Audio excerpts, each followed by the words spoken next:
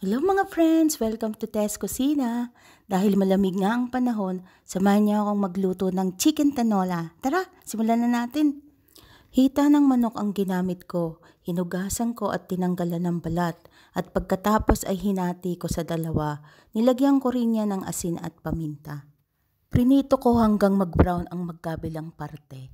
Ginilid ko nga lang ang manok at sa parehong mantika, inilagay ko ang luya at tanglad. Inantay ko nga lang yan maging golden brown at pagkatapos isinunod ko na rin ang sibuyas. Hinalo-halo ko nga lang yan mga friends at pagkatapos sinunod ko na rin ang bawang. Inantay ko nga lang lumabas ang aroma at pagkatapos ay pinagsama ko na. Naglagay na rin ako dyan ng chicken cube at patis. Haluin nga lang natin yan ng bahagya at para pumasok sa manok yung mga nilagay nating pampalasa. At pagkatapos naglagay na rin ako ng mainit na tubig. At dahil wala nga akong nabiling sayote, kohlrabi ang ilalagay ko.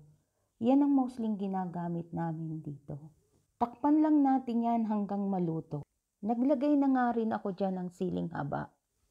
At habang nag-aantay tayong maluto, hugasan ko na rin itong ating ilalagay na baby spinach.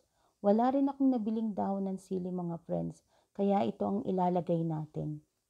Tinusok ko nga lang ng tinidor ang gulay at nung okay na ay inilagay ko na ang ating baby spinach.